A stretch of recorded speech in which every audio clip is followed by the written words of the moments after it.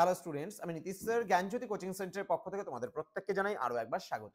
তো স্টুডেন্টস, আজকে আমি তোমাদের সঙ্গে আলোচনা করব এনইপি 4 ইয়ার আন্ডার গ্র্যাজুয়েট প্রোগ্রামের অধীনস্থ যে সমস্ত ছাত্রছাত্রীরা যারা নর্থ বেঙ্গল ইউনিভার্সিটি আন্ডারে বিভিন্ন কলেজগুলোতে পড়াশোনা করছো তাদের জন্য আজকে আমি মাইনর পলিটিক্যাল সায়েন্সের লাস্ট মিনিট সাজেশন নিয়ে আলোচনা করব। 2025-এর 4 তারিখ থেকে শুরু হচ্ছে তোমাদের পরীক্ষা। তোমাদের এই বছর পলিটিক্যাল সায়েন্সে রয়েছে ইস্যুস ইন ইন্ডিয়ান পলিটিক্স। এই পেপারটা কিন্তু প্রিভিয়াসে কখনো ছিল না, নতুন পেপারটা করা হয়েছে এবং এই সিলেবাসে কিন্তু প্রশ্ন সংখ্যাও প্রচুর হয়েছে।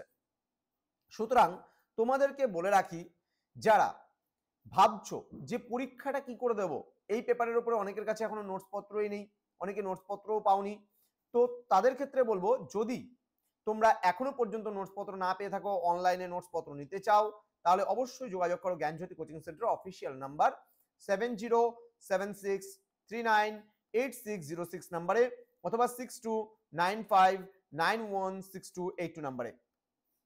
তোমাদের টোটাল কোর্স ফি রয়েছে 1199 রুপিস, 4টা মেজরের পেপার সাথে একটা মাইনরের পেপার সম্পূর্ণ বিনামূল্যে পাচ্ছ।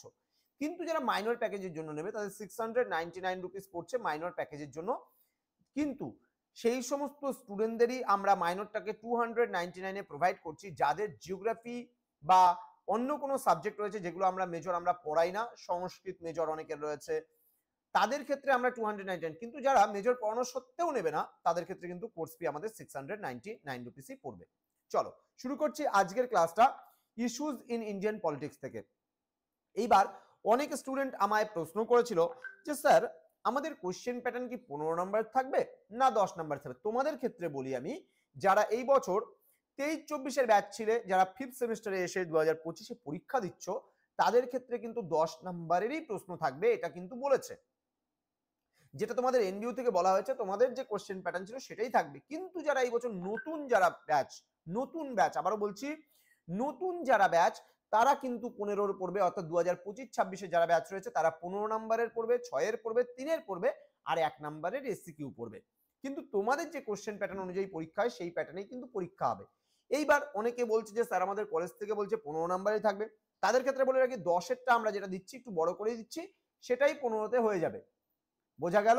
6-এরটা 6-এই থেকে যাচ্ছে, 3-এরটা 3-এই থেকে যাচ্ছে, আর 1-এর যেগুলো আমরা এমসিকিউ দিয়েছি সেগুলো কিন্তু তোমাদের এসকিউ এর মতন করেই কিন্তু হয়ে যাবে। যদি তোমরা আমার কথা বিশ্বাস না করো, ভাবো যে না যে স্যার আমাদের কলেজ থেকে বলেছে আমরা এই প্যাটার্নেই চাই, তারা এই প্যাটার্নেই পড়ে যাও, অসুবিধার কিছু নেই। তাহলে 10-এরটাই 15 নম্বরের জন্য হয়ে যাচ্ছে। তাহলে 10-15-এর মতন করে যেগুলো সাজেশন থাকছে সেগুলো আলোচনা করব, 6-এর গুলোও আলোচনা করব এবং তার সঙ্গে সঙ্গে আমরা কিন্তু 3-এর গুলোও আলোচনা করব আজকের এই ক্লাসটিতে। তো চলো শুরু করছি আজকের ক্লাসটি। প্রথম প্রশ্ন, ভারতীয় রাষ্ট্রের প্রকৃতি সম্পর্কে উদারবাদী এবং মার্ক্সবাদী দৃষ্টিভঙ্গি বিশ্লেষণ করো। Very very important questions. Next বলছে উদারবাদ সম্পর্কে আলোচনা করো, উদারবাদের মূলনীতিগুলি সম্পর্কে আলোচনা করো। নেক্সট, মার্ক্সবাদী দৃষ্টিকোণ থেকে রাষ্ট্রের তত্ত্বটি সমালোচনামূলকভাবে মূল্যায়ন করো। পরবর্তী প্রশ্নে আমরা চলে আসব, রাষ্ট্রের প্রকৃতি বিষয়ে উদারপন্থা এবং মার্ক্সবাদের মধ্যেকার বিতর্কটি আলোচনা করো। এই প্রশ্নটা যদি ছাড়তে চাও ছাড়তে পারো, এটা আমি ক্রস করে দিচ্ছি, কিন্তু বাকি উপরের 3টা কোশ্চেন কিন্তু পড়তে হবে। পরবর্তী প্রশ্ন, ভারতের উপজাতি অধ্যুষিত এলাকার উন্নয়নে 5ম ও 6ষ্ঠ তপশিলের কার্যকারিতা এবং সীমাবদ্ধতাগুলি বিশদভাবে আলোচনা করে। এই প্রশ্নটা একটু ভালো করে পড়বে, একটু ঘুরিয়ে ফিরিয়ে কিন্তু প্রশ্নগুলো আসবে, আমি বারবার করে বলছি। যেহেতু এটার উপরে প্রিভিয়াস কোনো পরীক্ষা হয়নি, প্রিভিয়াসের কোশ্চেন দেওয়াটাও পসিবল না, ঠিক সেই কারণে কোশ্চেনগুলো কিন্তু একটু 19-20 হবে। আমি আবারও বলছি পলিটিক্যাল সায়েন্সের কোশ্চেনগুলো কিন্তু একটু 19-20 হবে। সুতরাং তোমরা যদি এই প্রশ্নগুলোর উপরে ভালো করে পড়ে যাও 100% কমন পাবে।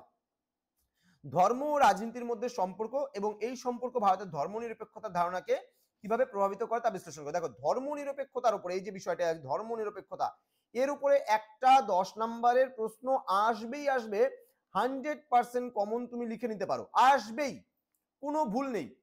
ঠিক আছে, এই যে এখানে একটা আমি দিয়েছি ধর্মনিরপেক্ষতার উপরে প্রশ্ন, ধর্মনিরপেক্ষতার উপরে একটা প্রশ্ন কিন্তু তোমাদের আসবেই আসবে। চলো নেক্সট, ভারতের রাজনীতিতে ধর্ম এবং জাতের প্রভাব কিভাবে পারস্পরিকভাবে সম্পর্কযুক্ত তা বিশদভাবে আলোচনা করে। এই প্রশ্নটাও মোটামুটি ভালো করে পড়তে হবে। নেক্সট, উপজাতিদের অধিকার রক্ষার জন্য ভারতীয় সংবিধানে প্রদত্ত সাংবিধানিক বিধানগুলির একটি সমালোচনামূলক মূল্যায়ন করো। এটাও ভালো কোশ্চেন, ভালো করে পড়তে হবে। নেক্সট রয়েছে ভারতের রাজনীতিতে ভোট ব্যাংক হিসেবে জাতপাতের ভূমিকা বিশ্লেষণ করো এবং এর সঙ্গে যুক্ত বিভিন্ন সমস্যাগুলোও তুলে ধরো। এগুলো কিন্তু কারেন্ট ইস্যুর উপরে প্রশ্নগুলো করা হয়েছে, সুতরাং ভালো করে পড়বে। ভারতে আঞ্চলিকতাবাদের উত্থানের কারণ এবং প্রভাব, এই প্রশ্নটা ভেরি ভেরি ইম্পর্টেন্ট, 5টা স্টার করে রাখতে পারো, ভীষণ ভালো করে পড়বে এই প্রশ্নটা। আঞ্চলিকতাবাদ এর উপরেও কিন্তু একটা প্রশ্ন তোমাদের করার সম্ভাবনা রয়েছে।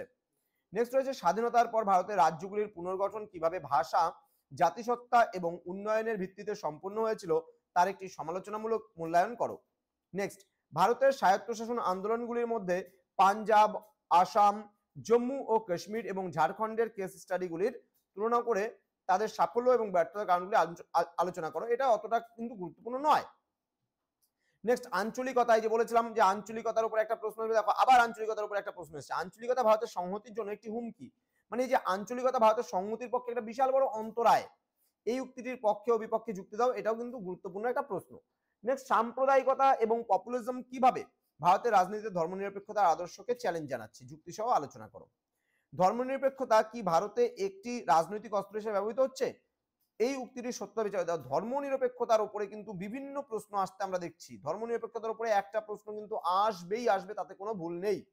নেক্সট, ভারতীয় রাজনীতিতে সাম্প্রদায়িকতা কিভাবে বিভিন্ন সময় রাজনৈতিক দলগুলির আচরণ এবং নির্বাচনী ফলাফলের ওপর প্রভাব ফেলছে তার একটি বিশদ আলোচনা করো। দেখো যেমন বিজেপি হিন্দুত্ববাদের নামে, তারপরে হচ্ছে তোমার হচ্ছে তৃণমূল বলে মুসলমানদের জন্য, এই যে একটা দেখবা সোসাইটিতে এরকম একটা কথা চলতে, আমি পার্টিকুলারলি কোনো পলিটিক্স করি না বা রাজনীতির সঙ্গে যুক্ত নই, তারপরে দেখবা একটা ভারতীয় রাজনীতির সাম্প্রদায়িকতা, সাম্প্রদায়িকতা বলতে কি হিন্দু মুসলিম যে ব্যাপারটা রয়েছে, তো এটা রাজনীতির ক্ষেত্রে কতটা মানে প্রভাব মানে ফেলছে, যে হিন্দুত্ববাদের নামে ভোট টানছে বিজেপি, ইসলামের ভোট টানছে তৃণমূল, এরকম একটা ব্যাপার দেখবা সোসাইটিতে চলে, অনেকেই এই ধরনের কথাবার্তা বলে, তাই না?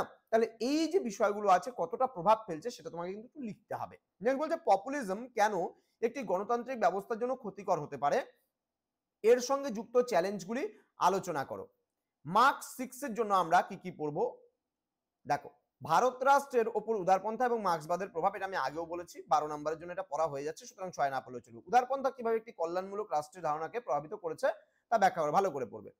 ভারতীয় রাজনীতিতে রাষ্ট্রের প্রকৃতি সম্পর্কে মার্ক্সবাদী দৃষ্টিভঙ্গির মূল যুক্তিগুলি ব্যাখ্যা করো। নেক্সট বলছে উদারবাদী রাষ্ট্র এবং মার্ক্সবাদী রাষ্ট্রের মধ্যে প্রধান পার্থক্যগুলি কি কি, ভেরি ভেরি ইম্পর্টেন্ট কোশ্চেন। ভারতের রাজনীতিতে জাতপাতের প্রভাব, এটা আসবেই পরীক্ষায়, 5টা স্টার মারো, এটাকে আসবেই। উপজাতীয় রাজনীতিতে পঞ্চম ও ষষ্ঠ তপশিলের গুরুত্ব, এটাও very very important, very very important, 5টা স্টার করতে পারো এটাকেও, ভীষণ গুরুত্বপূর্ণ প্রশ্ন। নেক্সট, ভারতের রাজনীতির প্রেক্ষাপটে জাতপাতকে কিভাবে একটি সামাজিক ও রাজনৈতিক ঘটনা হিসেবে বর্ণনা করা যায়, মোটামুটি পড়তে হবে। পঞ্চম ও ষষ্ঠ তপশিলের প্রধান পার্থক্যগুলি আলোচনা করো, ভেরি ভেরি ইম্পর্টেন্ট কোশ্চেন্স। ধর্মনিরপেক্ষতা এবং সাম্প্রদায়িকতার প্রেক্ষাপটে ধর্ম কিভাবে ভারতের রাজনীতিতে একটি দ্বিমুখী ভূমিকা পালন করে থাকে, ভালো করে পড়বে।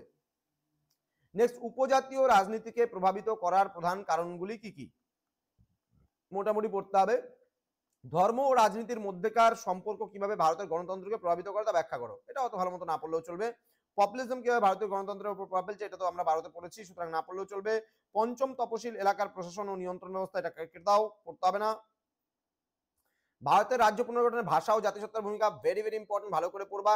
আঞ্চলিকতার উত্থানের কারণ, এটা 5টা স্টার করে দাও।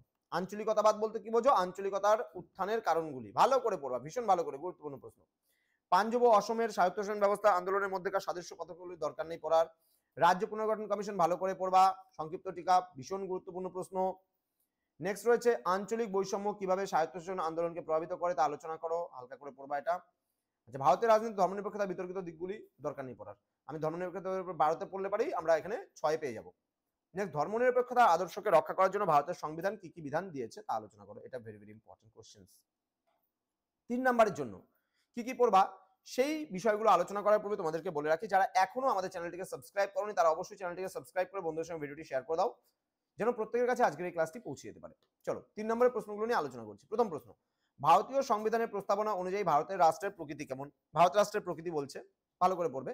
উদারপন্থা উদারনীতিবাদ বলতে কি বোঝো, মার্ক্সবাদী দৃষ্টিকোণ থেকে রাষ্ট্রকে কিভাবে ব্যাখ্যা করা যায়, উদারবাদী রাষ্ট্রের কয়েকটি প্রধান বৈশিষ্ট্য উল্লেখ করো, উদারপন্থা মার্ক্সবাদের মধ্যে সম্পর্ক কি, রাজনীতিতে জাতের ভূমিকা সংক্ষেপে লেখো, পঞ্চম তপশিল ও ষষ্ঠ তপশিলের মূল পার্থক্য 3টা পড়বা, ধর্মনিরপেক্ষতা বলতে কি বোঝো, very very important questions.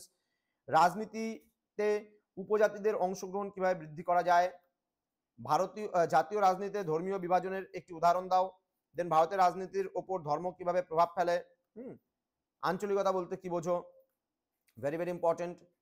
Next বলছে ভারতের রাজ্য পুনর্গঠনের প্রধান ভিত্তিগুলি কি ছিল, পাঞ্জাব আন্দোলনের মূল দাবিগুলি কি ছিল, জম্মু ও কাশ্মীরের স্বায়ত্তশাসন আন্দোলনের প্রধান কারণগুলি উল্লেখ করো, ঝাড়খণ্ড আন্দোলনের প্রধান উদ্দেশ্য কি ছিল, সাম্প্রদায়িক রাজনীতি বলতে কি বোঝো, পপুলিজম বা তোষণবাদের প্রধান বৈশিষ্ট্যগুলি উল্লেখ করো, সাম্প্রদায়িকতা বলতে কি বোঝো, সাম্প্রদায়িকতার উত্থানের কারণগুলি বিশ্লেষণ করো।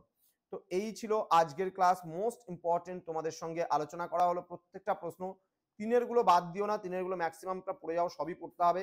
তো যারা এখনো পর্যন্ত আমাদের সঙ্গে যুক্ত হওনি, যুক্ত হতে চাইছো, আমাদের অফিসিয়াল নাম্বারে যোগাযোগ করো, আমাদের টিম তোমাকে কিন্তু অবশ্যই হেল্প করবে। তোমাদের উজ্জ্বল ভবিষ্যৎ গড়ে তুলবো আমরা, এটা কিন্তু আমাদের প্রতিশ্রুতি। দেখা হচ্ছে খুব তাড়াতাড়ি আরো একটা নতুন ভিডিও নিয়ে। তোমরা প্রত্যেকেই ভালো থেকো, সুস্থ থেকো। Thank you so much, thanks for watching after all, thank you.